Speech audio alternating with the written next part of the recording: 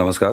प्रारब्ध पर आप सभी का स्वागत। मैं अवनीश। चैनल आपने सब्सक्राइब किया है, वीडियोस को आप लाइक करते हैं, शेयर करते हैं, बहुत बहुत धन्यवाद। बेल आइकन जरूर दबाइए ताकि किसी भी अपलोड की सूचना सीधे आपको मिले। स्वागत वाली थाली के हकदार व्यालोक जी सामने दिखाई दे रहे हैं, तो हमारी तरफ से भी तमाम स्वागत सामग्रियों के साथ स्वागत की थाली तैयार है। बहुत बहुत स्वागत। नमस्कार व्यालोक जी। प्रारब्ध के सभी दर्शकों श्रोताओं आपको प्रणाम। जय जय सिया राम। व्यालोक जी, आज एक बार फिर जरा हम डबल इंजन सरकार का जो गवर्नेंस मॉडल है, इनका जो डबल इंजन है, क्या सिर्फ ये नारों में ही है? वो भी तब जब बंगाल के बारे में हम जब लगातार बात कर रहे हैं, जब से वहां पर शुभेंदु अधिकारी की सरकार आई है, अब तुलना आपस में होने लगी है कि योगी तेज की, हेमंता तेज की, शुभेंदु तेज। हालांकि ये स्वस्थ प्रतियोगिता है, लेकिन इसी में वो डबल इंजन मॉडल जो गवर्नेंस सिस्टम है वो दिखाई देता है जब स्वस्थ प्रतियोगिता चलती है। बंगाल के बारे में एक बार फिर अगर बात करें तो बंगाल चौथा राज्य बन गया है यूसीसी वाला, और शुभेंदु अधिकारी ने वो पूरी तैयारी कर ली है।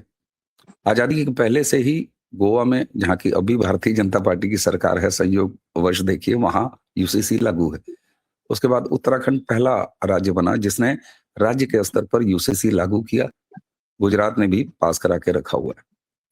शुभेंदु अधिकारी ने एक नया बिल पास कराया है विधानसभा में, और ये पत्थरबाजों, दंगाइयों, उपद्रवियों के लिए सीधे सीधे 12 महीने की जेल है।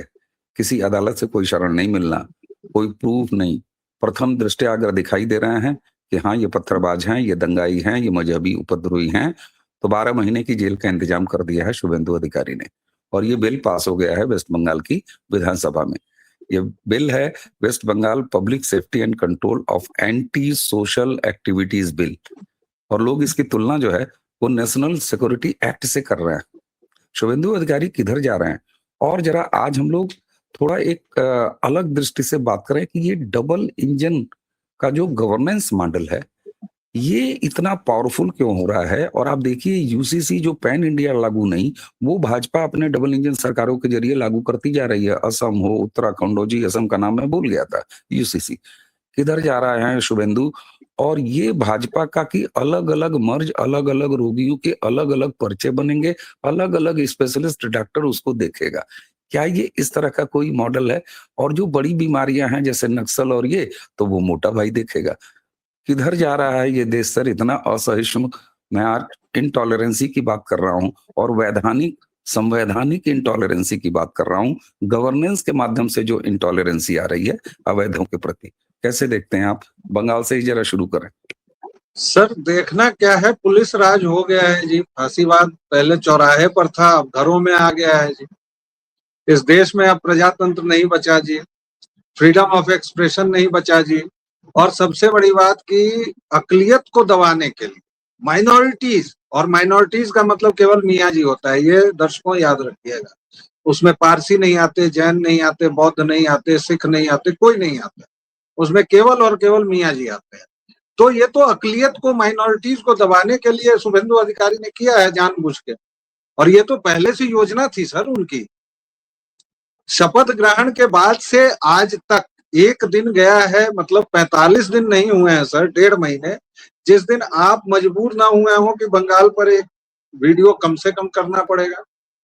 नहीं हुआ है, ऐसा कोई दिन नहीं गया है। कोई भी कंटेंट क्रिएटर हो, पत्रकार हो, विश्लेषक हो, उसकी नजर बंगाल पर जानी ही जानी है, क्योंकि परिवर्तन इतनी तेजी से हो रहा है। शुभेंदु अधिकारी ने जब शपथ ली थी तो कहा था कि बंगाल को त्रिदोष से मुक्त करेंगे। त्रिदोष मतलब करप्शन, क्रिमिनल और मुल्ला मिशनरी जो गठजोड़, और जिस तरह से उनका पूरा राज है कायम, वो इसी दोनों में आ जाता है, करप्शन और क्रिमिनल एक्टिविटीज। अब अभी हुमायूं कबीर कल धमकी दे रहे थे भाई साहब कि 1 लाख मुसलमानों को सड़क पर उतार देंगे। अब उतार दें, जरा देखते हैं क्या होता है। सबसे बड़ी दिक्कत क्या है इस देश में, कानूनी तौर पर बहुत सारे पेच हैं, संविधान में बहुत सारे सुराख, खिड़कियां खुली हुई हैं, जिसके जरिए जो गलत लोग हैं वो तो फायदा पा जाते हैं। जो जिहादी हैं उनको एक तरह से आप कहें तो संवैधानिक संरक्षण तक मिला हुआ है। अगर मैं ये कहूं तो ये बहुत बड़ी अतिशयोक्ति नहीं होगी। जबकि दूसरी तरफ जो शुद्ध लोग हैं, जो भोले भाले लोग हैं, उनके लिए कानून बहुत तेजी से ये होता है। एक अभी बता रहा हूं कि अभी बिहार में जो भरत तिवारी वाला मामला है, इतनी भावनाएं भड़की हुई हैं कि अब उनका स्मारक बनाया जा रहा है। ठीक है भैया, सरकार ने अभी रोक लगा दी कि भाई सरकारी जमीन है, मत बनाओ। लेकिन आपका समाज किस किस दिशा में सोच सकता है वो देखने की जरूरत है। उसी तरह कश्मीर में पैलेट गन चला तो कोर्ट को दर्द हो गया, कहा गया कि भैया अभी मत चलाओ, नहीं चलाना है तो क्या चलाएं। मतलब पत्थर लेके आ रहे हैं लोग, तो क्या उसको किस चीज से रोका जाएगा, ये मिलॉर्ड नहीं बताते हैं। कहते हैं कि पैलेट गन मत चलाओ, पैलेट गन से खराब हो जाती है। वही मिलॉर्ड 3 बार, थोड़ा सा हारमोनियम लेके ज्यादा दूर नहीं जाऊंगा, इधर से ही लौट आऊंगा, वापस आ जाऊंगा बंगाल पर। वही मिलॉर्ड 3 बार कश्मीरी हिंदुओं के नरसंहार का जो मामला उनके पास पहुंचता है उस पर सीधे मना कर देते हैं। और जानते हैं दर्शकों क्या क्या मना करते हैं? 2017 में पहली बार पिटीशन हुई रूट्स इन कश्मीर नाम के संगठन के द्वारा। मिलॉर्ड्स ने क्या कहा आप सुनेंगे तो हैरत में पड़ जाएंगे। कहा कि ये 27 साल पुरानी बात हो गई है, अब तो सबूत नहीं मिलेंगे, इसलिए इस पर बात करनी बेकार है। मतलब 3.5 लाख हिंदू मार दिए गए, उनके साथ दुष्कर्म हुआ, उनको भगा दिया गया, और आप कह रहे हैं कि सबूत नहीं मिलेगा। तो इसकी व्याख्या अगर कोई अपराधी ये करता है कि भाई तुम हत्या करो, रेप करो, और उसके बाद 27 साल तक छुपे रह जाओ, तुमको कोर्ट कुछ नहीं कहेगा, तो वो क्या बुरा कर रहा है। उसके बाद फिर क्यूरेटिव पिटीशन दायर हुआ, उसको भी खारिज किया, और 3 जजों की बेंच ने, जिसमें तत्कालीन सीजेआई डीवाई चंद्रचूड़ भी थे। चंद्रचूड़ जी को इस देश फैब्रिक को तोड़ने में बड़ा मजा आ रहा था। परिवारों पर उन्होंने बहुत सारे ज्ञान दिए, बहुत सारे ऐसे फैसले दिए, लिव इन को उन्होंने पवित्र काम बना दिया, एलजीबीटीक्यू पर बहुत सारे फैसले दिए, लेकिन उनको कश्मीरियों का खून नहीं दिखाई दिया, कश्मीरी हिंदुओं का दर्द नहीं दिखाई दिया। उसी तरह बंगाल में हर एक, आप और हम तो गए हैं वहां अभी चुनाव के पहले, आप और हम आश्चर्य में ही तो थे कि हर एक प्लेटफॉर्म पर बाकायदा मतलब झुग्गियां डाली हुई थी। प्लेटफॉर्म पर, प्लेटफॉर्म के नीचे पूरा बाजार बना हुआ था, और प्लेटफॉर्म पर भी कुछ कुछ झुग्गी टाइप का माहौल था। और आप कोलकाता जाइए, हावड़ा जाइए, सियालदह जाइए, अब जब उसको साफ करवाया जा रहा है तब भी दर्द है। जब किसी भी बात को लेकर मुसलमानों की भीड़ उमड़ आती है और वो पत्थर बरसाने लगती है, तो आप क्या करेंगे? स्टेट के पास क्या उपाय है? हाँ, ये ठीक है कि 1 साल थोड़ा ज्यादा है, 3 महीने 6 महीने रख सकते थे, लेकिन वो मेरा विषय नहीं है, वो लेजिस्लेशन का विषय है। वो कानूनविद जो हैं वो जानते होंगे, उन्होंने जानबूझकर ये कानून बनाया है, तो वो अच्छा ही किए होंगे, उसमें मेरी गति नहीं है, रुचि नहीं है। लेकिन इस पर विवाद क्यों हो रहा है? विवाद इस पर हो रहा है कि भाई पुलिस बिना पूछे, अरे इस तरह के कानून आपको बनाने पड़ेंगे।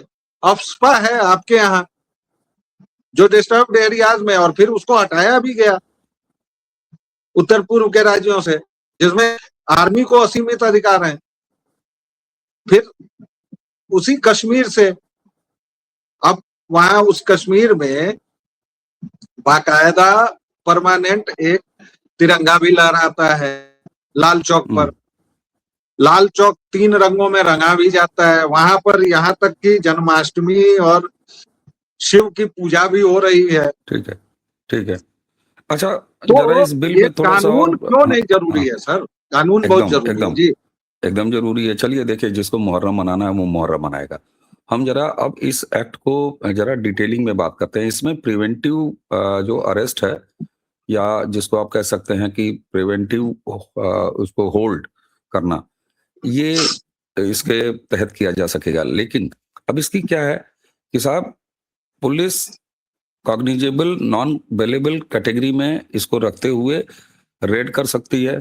कहीं भी मान लीजिए पत्थरबाजी हुआ, दंगाई निकले, सड़क पर निकले, जैसा कि वेस्ट बंगाल में नियोजित तरीके से ममता बनर्जी के टीएमसी के शासन के दौरान निकलते रहे, तो कह दिया कि साहब रेड भी कर लेगी, तलाशी भी ले लेगी, सामान यानी असलहा भी जब्त कर लेगी, और प्रिवेंटिव अरेस्ट भी कर लेगी। अब यहाँ पर एक चीज आती है कि इसको नेशनल सिक्योरिटी एक्ट से जैसे किया जा रहा है, तो इसका मतलब है कि नेशनल सिक्योरिटी एक्ट में भी ये सारे प्रोविजन हैं अगर, तो ये वैधानिक है, संवैधानिक है, ये तो कोर्ट में चैलेंज नहीं हुए। और अगर स्टेट ने किसी अपनी स्पेसिफिक प्रॉब्लम को देखते हुए, जैसे शुभेंदु ने इसको अपने यहाँ ले लिया, तो अब ये जो हम लोगों को हमेशा एक चिंता सताती थी कि साहब ये आज नहीं कल उतरेंगे जरूर। अभी आपने कहा, हुमायूं कबीर कहता है कि अभी हम 1 लाख उतार देंगे, कोई कहता है 2 लाख उतार देंगे, राहुल गांधी कहते हैं जैन जी उतर जाओ। उस जैन जी का वो पतलून जो है वो टखने से ऊपर पता नहीं क्यों जो है वो करके फोटो डालते हैं। और इस देश में सड़कों पर उतरने का हुनर, हाथ और मुंह में और न जाने कौन कौन से शरीर के अंगों से पत्थर फेंकने का हुनर, वो तो एक मजहब खास को ही आता है। तो क्या शुभेंदु ने बंगाल के हरे दंगाइयों का इलाज कर दिया है? बाकी अगर कोई अवनीश शर्मा निकल जाता है तो उसका इलाज तो हो ही जाएगा और स्वाभाविक हो जाएगा। अब लोग कहते हैं कि ये मुसलमानों की प्रताड़ना है। अरे ससुरे, 100 में से 99 तुम अवैध, 100 में से 99 तुम दंगाई, 100 में से 99 तुम आतताई, तो निकलेगा कौन? अवैधता में सबसे ज्यादा तुम ही निकलते हो। क्यों? क्योंकि तुमको सरकारी जमीन कब्जा करना है। इस देश में अवैधता के खिलाफ सुप्रीम कोर्ट से लेके जिला कोर्ट से लेके होती गिरफ्तारियां बंगाल में देख लीजिए, एक भी आपको जमानतें नहीं दिखाई दे रही हैं, एक भी अदालती इंटरवेंशन नहीं दिखाई दे रहा है। अभी आप अदालत को कोस रहे थे चंद्रचूड़ के बहाने, लेकिन क्या इस देश में पूरे फिजा में हर एक दफ्तरों में माहौल खिलाफ हो चुका है? अदालत भी कह रही है खूब चलाओ बुलडोजर, कोई दिक्कत नहीं है। और अगर एनएसए से इसकी तुलना की जा रही है तो भैया एनएसए लीगल है ना, तो फिर ये भी लीगल है। आ जाओ बेटा 12 महीने की प्रिवेंटिव डिटेंशन पर। हालांकि शुभेंदु ने कहा है कि भाई पॉलिटिकल वेंडेटा नहीं होगा, लेकिन अब भाई कानून तो कानून है। नहीं, देखिए इस देश में कानून शब्द से किसको दिक्कत है? एक ही समुदाय है। आप कोई कानून ले आइए, मैं कहता हूं आप छोड़िए इस प्रिवेंशन वगैरह को, आप यूएपीए छोड़ दीजिए, एनएसए छोड़ दीजिए। आप एक कानून कल बनाइए कि आप जो भी जल नल वाला आदमी है, जो भी सार्वजनिक नल खोलेगा उसको बंद करना होगा, नहीं तो 20 रुपये फाइन होगा। सबसे पहले मुसलमान उतरेगा इसके खिलाफ। उसको कानून शब्द से चिढ़ है। और आप इतिहास देखिए पूरा, क्यों? उसकी जड़ में है उसकी साइट, जिसमें बताया गया है कि तुम तो यहाँ के शासक हो। भाई बरेली का मौलाना, नदवा का मौलाना यही तो कहता है कि हम इस देश के मालिक थे, जब अंग्रेज जा रहे थे तो उन्होंने हमें मालिक की हक सौंपना था, लेकिन हमने तब गलती कर दी, आधा हिंदुस्तान लेके मान गए, अब पूरा हिंदुस्तान चाहिए। ये साइकी जब तक नहीं बदली जाएगी, और इस साइकी का एक ही जवाब है डंडा। मियाँ जी लोगों को केवल और केवल डंडे से ठीक कर सकते हैं आप, क्योंकि दीन में अक्ल का इस्तेमाल जुर्म है। तो जब ज़ॉम्बीज की भीड़ है आपके पास, तो उन ज़ॉम्बीज को आप कैसे नियंत्रित करेंगे? ठीक बात भाई, ज़ॉम्बीज ना आपकी सुनेंगे, ना आपसे तर्क करने आएंगे, वो तो आपका खून पीने आएंगे। तो खून पीने वाले के लिए आपको ये कानून लाना ही पड़ेगा। और जो लोग ये कहते हैं कि ये कानून पॉलिटिकल वेंडेटा के लिए, उनको 45 दिन का हिसाब किताब देखना चाहिए। कितने नेताओं के साथ पॉलिटिकल वेंडेटा हो गया? अभी तक तो अभिषेक बनर्जी भी लाल घर नहीं गया है। नहीं, अभी तो बंगाल में जनता जो है अंडा और टमाटर वगैरह का वो पकवान खाने में व्यस्त है। वो तो जनता कर रही है, और जनता कम कर रही है। इन लोगों के जितने कर्म हैं उस हिसाब से तो अंडे की जगह कुछ और बरसना चाहिए था। लेकिन देखिए वहां भी चूंकि पीड़ित जनता हिंदू है, तो वो डंडा टमाटर, बहुत गुस्सा है तो अंडवा फेंक दिए जाओ। और मियाँ जी लोग तो प्रसन्न रहेगा तो पत्थर फेंक देगा, माथा फोड़ देगा। ये सभ्यतागत अंतर है, आपको ये समझना पड़ेगा। आपको ये झूठ से निजात पानी होगी। अभी आप देखिए, फिर से मुझे कश्मीर याद आ जाता है, क्योंकि बंगाल और कश्मीर बराबर ही है। नहीं, अभी हम लोगों को 5 मिनट के लिए पंजाब भी याद करना है जी। बस एक वाक्य में कश्मीर याद कर लेता हूँ। श्रीनगर के एक रुदुल्ला साहब हैं सांसद जी, एक फिल्म पर उनकी चिंता हो गई चौहान पर, क्योंकि चौहान में पत्थरबाजों को दिखाया है, टीजर से लग रहा है कि कश्मीर की ही बात हो रही है, वहां के जिहादियों का ही। और एक डायलॉग भी है कि पठानों से कह चौहान आ रहा है। अब ये तो भाई जले पर नमक और क्या क्या सब छिड़क दिया है। तो कह रहे हैं कि कश्मीर को संवेदनशीलता से दिखाइए। अबे क्या संवेदनशीलता बे? 3.5 लाख हिंदुओं का कत्ल कर दिया, वो संवेदनशीलता दिखाएं? कश्मीरियत कश्मीरियत माई फुट, क्या कश्मीरियत? बकवास, बेमतलब की बात। काहे की कश्मीरियत? रालिब गालिब चालिब की कश्मीरियत? भट्टाइन को छोड़ दो, भट्ट तुम लोग जाओ, ये कश्मीरियत? माले गनीमत की कश्मीरियत? सरला भट्ट की कश्मीरियत? या उस मास्टर की कश्मीरियत जिसके माथे पर तुमने दाग दिया? या आरा से चीर देने वाली लड़की की कश्मीरियत? कौन सी कश्मीरियत की बात करते हो यार? लेकिन दिक्कत यही है सर इस देश में कि यही सब उल जलूल बातें हम लोगों को 70 साल से पिलाई गई, और अब जब हिंदू मन इसको नकार रहा है, सवाल पूछ रहा है, तो देश का ढांचा बिगड़ गया।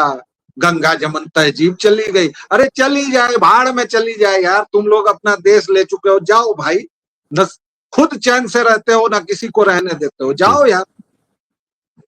बिल्कुल ठीक बात है। तो दर्शकों, जिस तरीके से बंगाल में, और मैं एक रास्ता और डबल इंजन बार बार मैं क्यों रिपीट करता हूं, आपके पास तमाम तरह के वैधानिक एक दायरे हैं, तो उस वैधानिक दायरे में अगर यूसीसी पैन इंडिया जब आएगा तब आएगा, तो राज्य अपने हिसाब से कर रहे हैं। ये फायदा है डबल इंजन सरकारों का।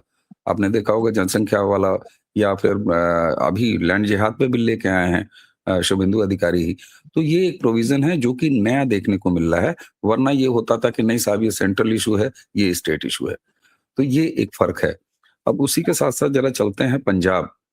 साहब, पंजाब से आपको सेकुलरिज्म का बहुत शानदार उदाहरण मैं दिखाता हूँ, और वो ऐसा उदाहरण है कि कम से कम अपने चेहरों पर कालिख लगा लेनी चाहिए, कालिख पोत लेनी चाहिए। इस देश में जितने भी पाखंडी अपने आप को सेकुलर कहने वाली जमातें हैं, ये एक सरकार का कैबिनेट है, उसको पंजाब की सरकार कहते हैं। वहां एक मुख्यमंत्री हैं, उनके कैबिनेट में ये मंत्री हैं, और सामने एक धार्मिक संस्था के सामने नतमस्तक हैं, इनकी हाजिरी लगी हुई है, वो वहां पर पेश हुए हैं अकाल तख्त के सामने।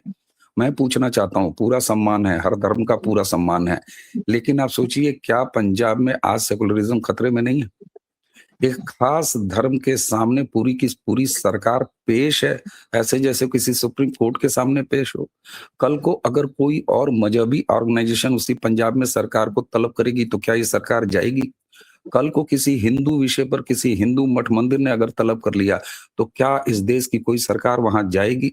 क्या अगर कल को केंद्रीय मंत्रिमंडल की बैठक अयोध्या के राम मंदिर परिसर में हो जाए, उत्तर प्रदेश के मुख्यमंत्री काशी परिसर में ले जाके अपने कैबिनेट का काम करें, तो फिर तो सेकुलरिज्म को आग लग जाएगी। लेकिन ये उदाहरण जो निकल के आया है पंजाब से, क्या ये भारत के लोकतंत्र के ऊपर एक काला धब्बा नहीं है, जहां एक रिलीजियस ऑर्गेनाइजेशन, रिलीजियस ताकत के सामने पूरी सरकार को पेश होना पड़ रहा है? इसको कैसे देखते हैं आप? और इस समय अब वो पाखंडी गिरोह जो सेकुलरिज्म सेकुलरिज्म चिल्लाते रहते हैं, वो कहाँ गायब हैं गहलोत जी? पंजाब के बारे में बात ही नहीं हो रही है, ये जो लोकतंत्र पर काला धब्बा दिखाई दे रहा है। सर 12 वर्ष हो गए आपके शब्दों में सांस्कृतिक क्रांति को, जिससे मैं पूरी तरह सहमत हूँ। अब हमको ये हिसाब किताब लेना बंद कर देना चाहिए कि साला तुम काहे नहीं बोलो, तुम्हारे मुंह में दही है कि मेढक है। हमेशा इन लोगों के मुंह में वही रहता है, इसलिए उसको छोड़ दीजिए। हाँ, योगी जीवा को करना चाहिए, अच्छा आइडिया दिया आपने। अगर वो सुन रहे हो हम लोगों की बात, तो उनको अपनी कैबिनेट मीटिंग कर लेनी चाहिए काशी विश्वनाथ। वैसे गोरक्षनाथ मठ में शायद एक आध बार किए भी हैं, या कुछ लोगों को तलब तो कर ही लिए हैं, कुछ मंत्रियों को, तो उनको करना चाहिए। उसी तरह नहीं, वो चूंकि ये उनका लोग कर रहे आवास है, मैं टेक्निकली उसको क्लियर कर हैं। दूं। हाँ बिल्कुल आपने बिल्कुल। सही कहा, चूंकि गोरखनाथ पीठ मुख्यमंत्री योगी आदित्यनाथ का आवास है, उनका निजी आवास है जो होता है, तो इस वजह से वहां एक कैंप ऑफिस इस्टेब्लिश है जो कि हर मुख्यमंत्री के आवास पर होता है। और मैं ये कह रहा हूं कि उसको कैंप ऑफिस ना बनाएं, उसको परमानेंट ऑफिस कर दें, काशी विश्वनाथ में करें। श्री राम जन्मभूमि में करें, क्यों ना करें भाई? काहे की सेक्युलरिज्म की हम पीपड़ी बजाते रहते हैं बिना मतलब मतलब बकवास बात। इंडियन यूनियन मुस्लिम लीग के 17 पार्षदों ने कुन्नूर में अल्लाह के नाम पर शपथ लिए। क्या कर लिया आपने? रजाकार असदुद्दीन ओवैसी ने जय फिलिस्तीन बोला था, वही ओवैसी है ना जिसको वंदे मातरम बोलने से गले में घेघा हो जाता है। जय फिलिस्तीन बोलोगे, जय इस्लाम बोलोगे, लेकिन वंदे मातरम नहीं बोलोगे। नेताओं के पैर में तुम लोग लेट जाओगे, बर्बाद हो जाओगे, लेकिन अल्लाह हमारा माबूद है, हम उसके अलावा किसी के सामने नहीं झुकते। क्या दोगलापन है यार। इससे पहले उसी केरल में दर्जन भर भाजपा विधायकों ने अपने हुतात्मा साथियों को याद किया, भारत माता के नाम पर शपथ ली, उनकी पार्षदी चली गई। क्या IUML के लोगों की पार्षदी जाएगी? जानी चाहिए ना। इसकी सांसदी गई दिन की, जानी चाहिए ना, क्योंकि जय फिलिस्तीन का है बोलोगे तुम। जब एक संवैधानिक प्रारूप दिया गया है जिस पर बार बार हम लोगों ने देखा है कि राष्ट्रपति से लेकर राज्यपाल तक टोक देते हैं, तो तुम कैसे करोगे? इसीलिए ये सेकुलरिज्म का जो मनोरोग है सर, 12 साल में बहुत छंटा है, बहुत प्रहार हुए हैं। अब एक आखिरी प्रहार कि सेकुलरिज्म नहीं है। वैसे भी एक विकृत मनोदशाली तानाशाह महिला ने पूरे देश को बंधक बनाकर ये शब्द संविधान में डाला। ठीक बात। तो क्यों इसको न निकाल दिया जाए? क्यों समाजवाद अभी भी इस देश के संविधान में रहेगा, जब एक पूरे देश को आपने शिक्षकों के पीछे डाल दिया और ये दोनों शब्द डाल दिए? हटाइए इस शब्द को, मोदी जी को हटा देना चाहिए। और सेकुलरिज्म, आप अकाल तख्त ने इन्हीं लोगों को नहीं सर, जो नॉन सिख हैं उनको भी तलब किया है, वो लोग भी जाएंगे। क्यों? क्योंकि वहां भी बेअदबी है, क्योंकि वहां भी सरतन से जुदा है, वहां भी निहंग नाम के गुंडे हैं जिन्होंने निहंगों की पूरी परंपरा को कालिख लगा दी है। और जो अपना नीला घाघरा पहन के जहां था, अभी जसदीप सिंह एक निहंग की करतूत आ रही है सामने। ये लोग क्या कर रहे हैं ये पूरी दुनिया देख रही है, और ये निहंग बनते हैं। निहंग का अर्थ भी इनको पता है। लेकिन सबसे मजेदार बात सर, आखिरी पॉइंट मेरा ये है कि भगवंत मान ने इन लोगों को ठीक उपाय किया है, बहुत बढ़िया कायदे से। उसने बेअदबी भी की है भाई। अगर एक मनोरोगी बेचारा अमृतसर में चला जाता है तुम्हारे हर मंदिर में, जहां देवी देवताओं की मूर्तियां भी साहब हमारा हरमिंदर है, हरमंदर सिंह साहब हमारा है, तुम्हारा तुमने हटा दिया उन मूर्तियों को। हमारा ही था, हमारा ही है, लेकिन तुम जब अलग हो रहे हो तो चलो थोड़ी देर के लिए वही भाषा बोलते हैं। एक मनोरोगी को टांगते हैं ये लोग बकरे की तरह, और भगवंत मान चुकी चीफ मिनिस्टर है, कुछ नहीं बिगाड़ पा रहे हो। इस पर सोचना चाहिए। ठीक बात जी, बिल्कुल ठीक बात है। और दर्शकों, एक तरफ सेकुलरिज्म का नाटक करते हुए ये तमाम गिरोह जो घूमते हैं, उनके सामने जब पंजाब जैसा उदाहरण आता है जहां पूरी की पूरी कैबिनेट एक धार्मिक संस्था, मेरा पूरा सम्मान है, लेकिन आप सोचिए अगर दूसरे पक्ष से भी ये तमाम चीजें हो, कल को किसी मस्जिद या किसी शाही मस्जिद में कोई सरकार तलब हो जाए, कल को किसी मठ या मंदिर में तलब हो जाए, तो फिर कैसा लगेगा साहब आपको? इसलिए ये पंजाब से चला हुआ उदाहरण बहुत ही खतरनाक है लोकतंत्र के लिए। बाकी पंजाब की राजनीति किस तरीके से अब दूसरी धारा पकड़ रही है, इस पर भी बहुत जल्दी हम विस्तार से बात करेंगे। लेकिन बंगाल तो ये लगातार बता रहा है साहब कि उसने केवल अपने लिए सरकार नहीं बदली है, बल्कि जनता किस तरीके से अपने चुनी हुई सरकार के साथ सामंजस्य बैठा के आज भी न सिर्फ एंजॉय कर रही है, बल्कि तमाम मुखबिरियां कर रही है, दोषियों पर अंडा और टमाटर फेंक रही है, जगह जगह सरकार को शिकायत कर रही है, और नोट बरामद हो रहे हैं, हथियार बरामद हो रहे हैं, तमाम जगहों से आपको पुराने जो सरकारी राहत सामग्रियां हैं वो बरामद हो रही हैं, अवैध धंधों के खुलासे हो रहे हैं। तो ये गवर्नेंस का एक नया मॉडल है जिसको double engine Bharatiya Janata party की सरकार आगे बढ़ा रही है।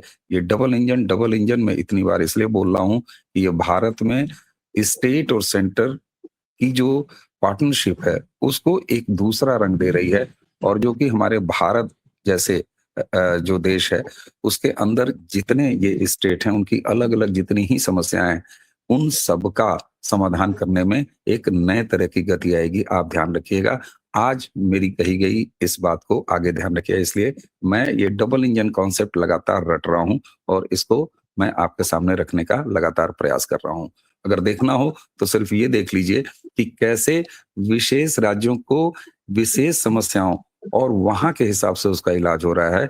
अगर वेस्ट बंगाल में जब यूसीसी आता है, तो उसमें हमारे हिंदू, एसटी और एससी भाइयों को उनसे बाहर रखा गया है कि आपकी रीति, आपके रिवाज, आपके रिचुअल्स, उससे यूसीसी का कोई मतलब नहीं है।